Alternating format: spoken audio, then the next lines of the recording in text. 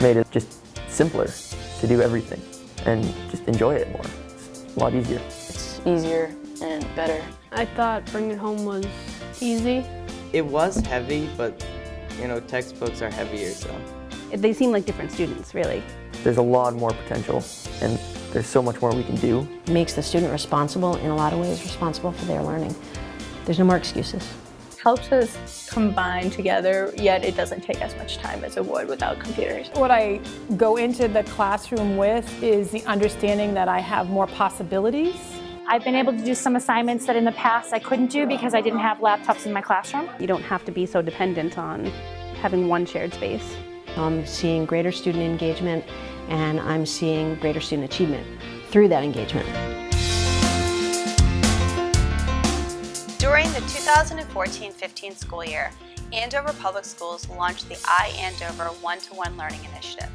This initiative provided the students participating in the pilot the opportunity to bring their own laptops to school for learning. iAndover is APS's strategy for changing instruction in the classroom. This program has little or nothing to do with the device. The device is just a tool.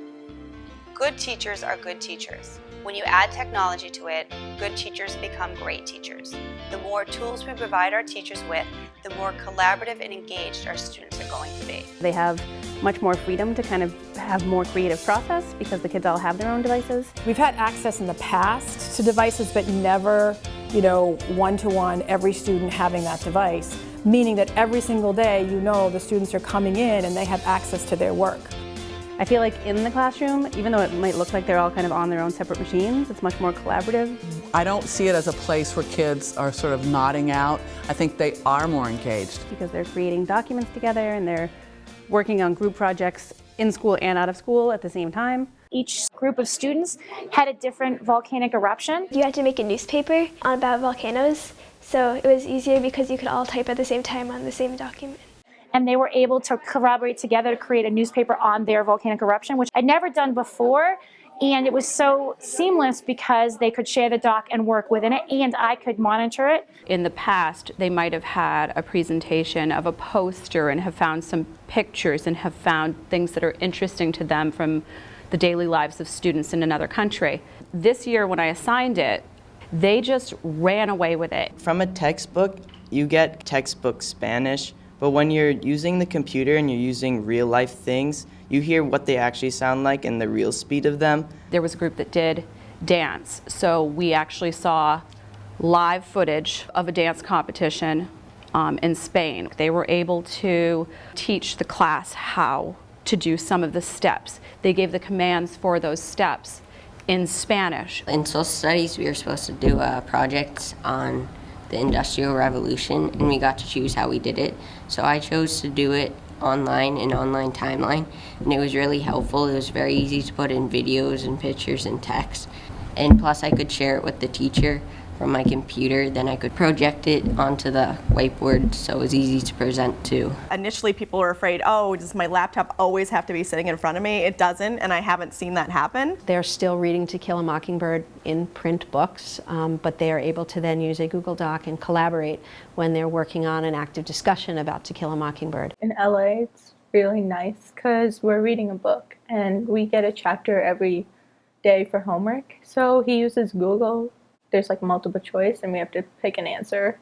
It has to do with the chapter, so he knows that we read the chapter. In Google Classroom, I post my assignments almost every single day. Sometimes it's an assignment like watch this video and do this worksheet, whereas other times I can create something like a playlist and the kids get options of what they want to do, whether they want to watch a video, they want to do a worksheet, or they want to play a game. It was really surprising how much feedback we got from teachers. We can be in the document at the same time that they are, and it's been really neat to be able to comment with a kid and say, maybe you want to work on your capitalization, punctuation, or great thought, keep running with that. Every year the Memorial Hall runs a poetry contest. Well, this year, because they all had devices, they all sent at least 1 or 2 poems directly from the classroom. And one of our students was the middle school first prize winner, and 22 students were recognized. It just really speaks to the possibilities that this facilitated. mean, I always tell the students that you're not really going to learn anything significant unless you allow yourself to feel comfortable with uncertainty. And I sort of have to practice what I preach, and I think that we as educators have to do that. If iAndover didn't continue next year, I feel like there would be a lot of really upset students and parents.